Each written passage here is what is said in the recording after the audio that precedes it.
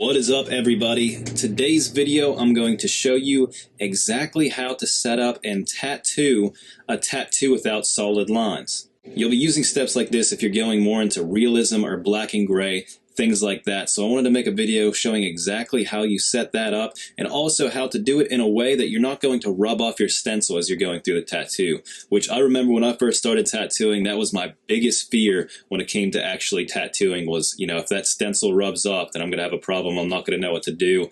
So that caused me a ton of anxiety whenever I was first starting out. And if you're new to these videos, I'm Brandon from Tattooing 101, and make sure you're liking and subscribing down below so you can keep up to date on all the new content we make each week. So for this design, I had a client come in wanting a flag tattoo. He had a little bit of an area on his arm, so we're just going to fill in that area with a flag, and we're not going to be using any lines at all, so it's going to be strictly shading. So without further ado, let's get into the tattoo. Awesome. So a couple things you want to keep in mind whenever you are working on doing tattoos when it comes to no line work, things like that, is you want to make sure that you're doing your stencil perfectly. So anytime that I'm doing a tattoo like this, I make sure that my stencil is exactly what I need it to be, going over everything exactly how it should. All of the stars are perfect, exactly how the picture actually would be, and also giving it enough time to dry. This is going to be a game changer when it comes to tattooing tattoos without solid lines, because there's really nothing for you to follow. If your stencil rubs off, you're going to be in trouble. So all of those things could be super stressful whenever you are first starting out. So having the confidence that your stencil is not going to rub off is going to be a game changer for you and help out a ton. That was honestly the biggest issue I had whenever I was first starting out. Trying to get into work like this is just being so afraid that my stencil was going to come off and then I'd be just screwed. So now that we went over that, we're going to break down exactly what I'm doing here. So I'm switching over to a mag. I started out on those two stars. I had a round liner just to get a feel for everything. I'm going to go in with a mag now, and I'm not using a curved mag. I'm going in there with a regular mag because I want to be able to go right up next to those lines that I just went over with my round shader, and I could just go right over there and get right up to the line that's made by the stencil. Anytime I'm doing a tattoo like this, normally I would start from the bottom, but just because of how his arm was and everything, I'm kind of starting a little bit different than I normally would. And I always start with my blackest areas and then work lighter. So you'll see me go through everything that's solid black and then go with my mid-tones, and then I'll do with my light shades last, and then I'll go in with all the detail I need to. So this is quite a long tattoo, so I'm going to go through and speed up a little bit, but stop on key points that I think will help you out. So right here is a great way to be able to see exactly how I tattoo. So with this style, you could see that I'm doing more of a pendulum style approach instead of whip shading like I normally would with like neo-traditional things like that. So I'm not going into the skin that hard. I'm just very lightly brushing over the top and creating different tones in this tattoo. It's a different way to tattoo completely than neo-traditional or traditional, so you have to be very careful. I turn my voltage down and just really lightly work in the skin. We're not trying to get everything in there the first time. We're trying to build up layers of tones. Now that we're done with that area to where it's really, really black and blocked in all of those tones, we're going in with a medium gray wash. My gray washes I usually use are set up far right is my solid black, and then I'll use a 10, an 8, a 6, and a 3 drop, and then just solid water. So right here I'm using about a 8 to a 6. I kind of alternate between getting the tones I need to go through all the ripples of this flag and make it look like it's actually flowing. So right here we got most of the red areas on the actual flag if this was in color. We're going with gray wash, so obviously it's just going to be a darker tone of gray. With this, anytime you're doing realism, you want to make sure that you're getting your idea from an actual picture. So obviously I'm going from an actual picture of a flag that's flowing in the air, and what I did was just put it on Procreate and changed the tones exactly how I need them to, and obviously made it into black and white. And I'll mess with the brightness and darkness of it until I get to a point to where I feel comfortable being able to see exactly where the light tones are, and also having the really black areas in it. Sometimes I'll have to change all of those things to be able to create a great tattoo.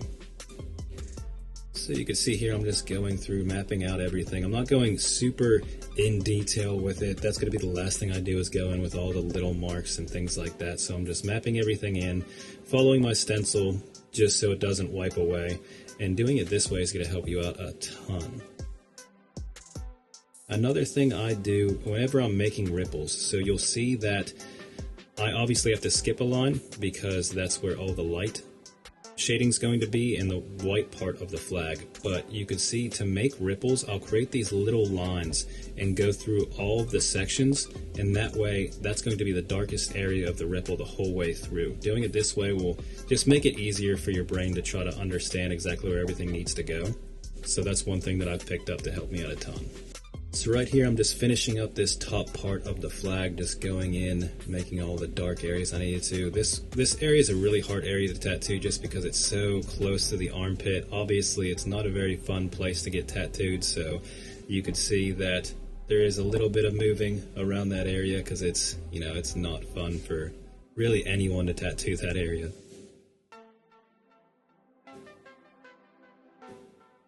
So right here you could see that I started with my light gray wash. What I'm doing right here is my 3-drop, and sometimes I'll dip it into my 6-drop, but I'm not using only my 6. Obviously you're going to be able to see a little bit of blood right here because it is a really light tone, and this part of the arm, it just happens on some clients. You know, some clients bleed more than others, especially on this really soft area on the back of the arm. So we're just going with all of the ripples that we already started with our middle tones, and just going with them to make it all flow together. So at this point we're pretty much done with mapping everything out and getting all of the tones exactly where they need to go. You could see that there are areas where I left lighter, so it looks like the sun or the light is reflecting off of it, which really makes it have a really nice look to it. You know, adding those little things in there will make a tattoo just that much different and stand out.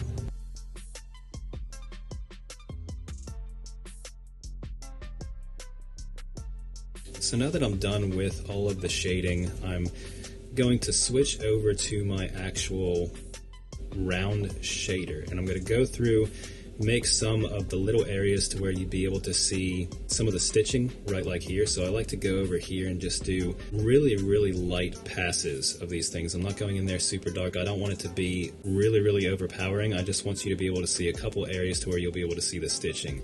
And going in there and adding little things like this will make your tattoo stand out, because usually that's one thing overlooked.